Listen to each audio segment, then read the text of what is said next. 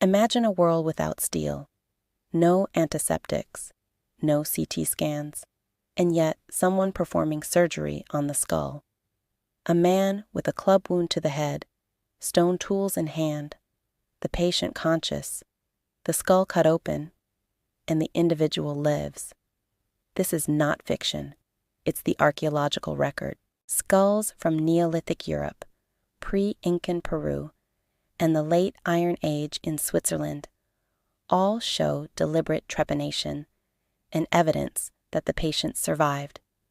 The term trepanation refers to the act of cutting, scraping, or drilling into the skull to expose the brain.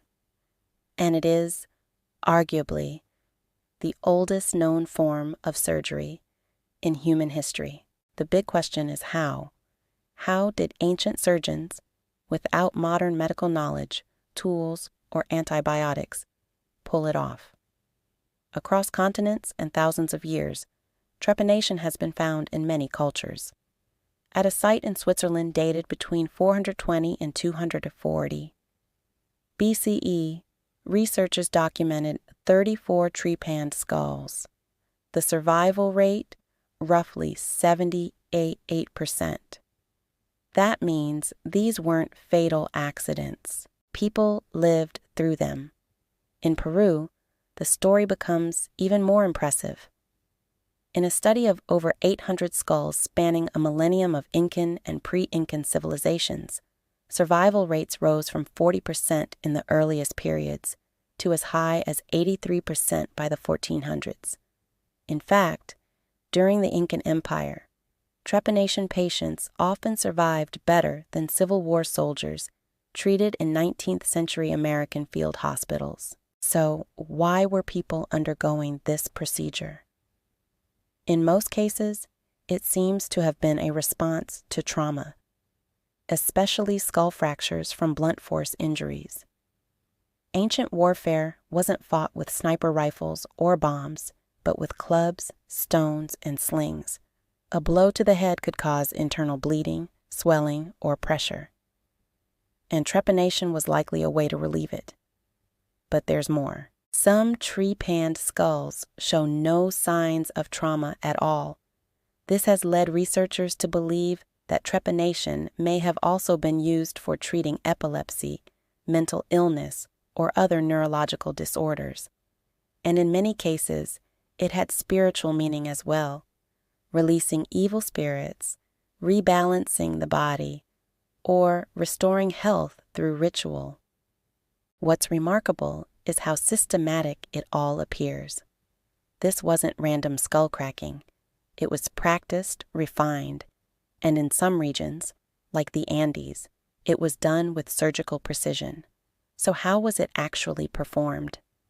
The earliest surgeons used what they had: sharpened flint, obsidian blades, bone scrapers. Later civilizations developed copper and bronze instruments. In Peru, a ceremonial blade known as a tumi became associated with trepanation and was even used symbolically in burial rituals. The surgical techniques varied. Some surgeons scraped the bone slowly until a hole appeared. Others used circular grooving to cut around a segment and remove it. A few drilled small holes in patterns before lifting out a section. All of these methods took time, sometimes hours, and were done without anesthetics, and yet they worked. Many skulls show smooth, rounded edges around the hole, evidence of bone regrowth and healing. Some individuals even had multiple holes, suggesting they underwent more than one surgery and survived. These weren't lucky guesses. They reflect growing knowledge of skull anatomy. In later periods, surgeons avoided cutting near major blood vessels or sinuses. They favored certain parts of the skull. The technique evolved. But what about infection? That's the most surprising part. Despite lacking antibiotics, ancient patients often fared better than soldiers in much later centuries. In the American Civil War, cranial surgery had a mortality rate near 50%. In contrast, Inca trepanation survival rates often exceeded 75%. Why? One theory points to environment. The high-altitude Andean climate is dry and naturally sterilizing. Fewer bacteria. Another possibility is the use of natural antiseptics, honey, tree resins, herbal alcohols. Some societies even chewed coca leaves or used sedative plants to numb pain. Even more fascinating, as survival rates increased over time, the holes became smaller, more deliberate, and more consistent. That means they weren't just guessing, they were learning. At the cultural level, trepanation wasn't simply physical surgery. It was deeply spiritual. In some cultures, the act of cutting into the skull wasn't just for healing, it was for transformation.